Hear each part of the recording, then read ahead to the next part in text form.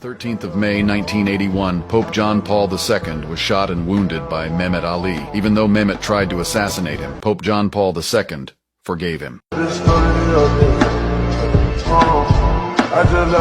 John Paul II forgiving man who attempted to assassinate him.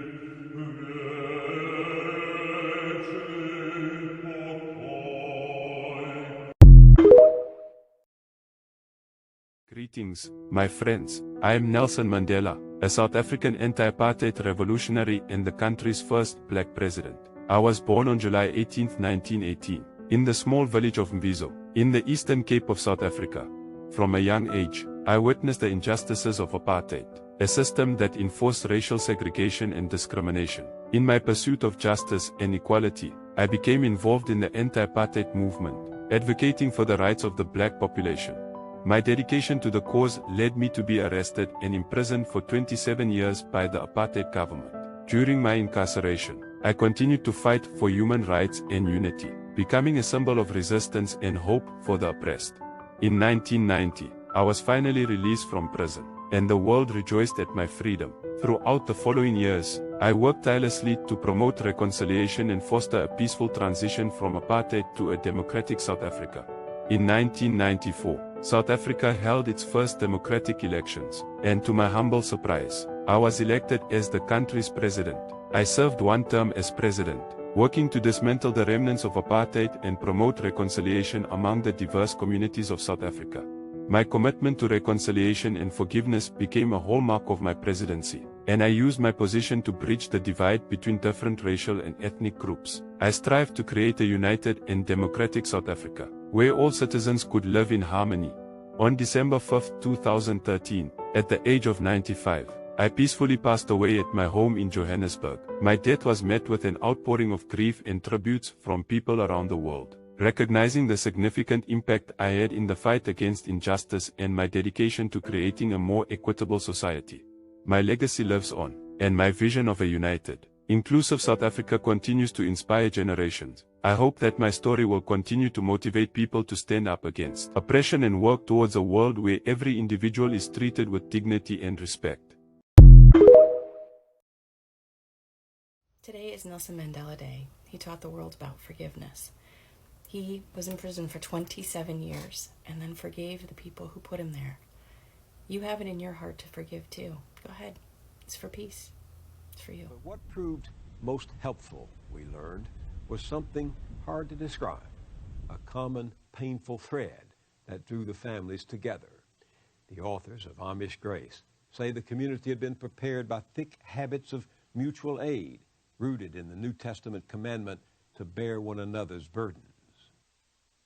Then, with a swiftness that startled the world, the stricken Amish did something remarkable. They forgave the killer, Charles Roberts, and reached out to his widow and children. 3 Amish men showed up one evening to express their sorrow.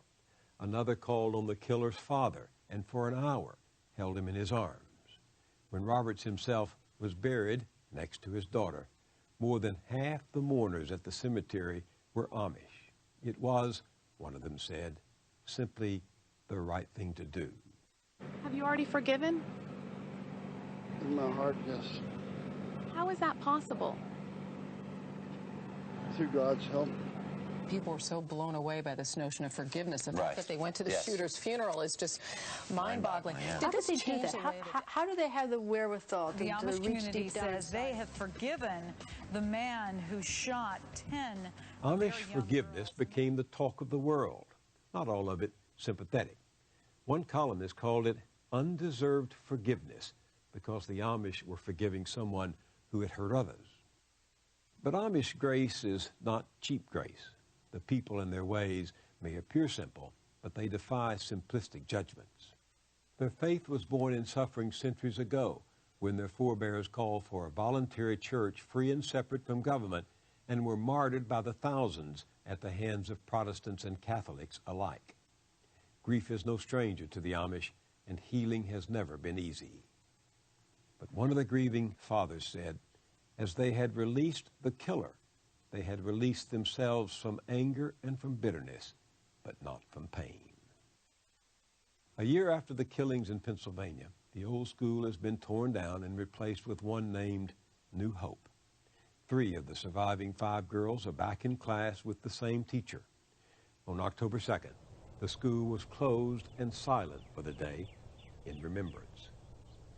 On the anniversary of their loss, the community once again spoke to the larger world in a statement saying that forgiveness is a journey. You need help from your community of faith and from God, and sometimes even from counselors, to make and hold on to a decision to not become a hostage to hostility. Hostility, they said, destroys community. An apology is not a prerequisite to forgiveness.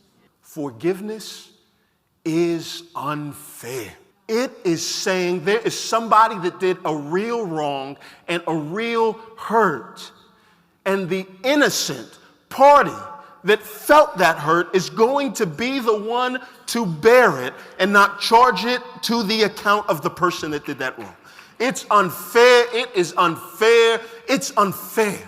It hurt. It hurt. It hurt. But listen, unforgiveness, nursing a grudge, is a relief that brings lasting hurt. Forgiveness is a hurt that brings lasting relief.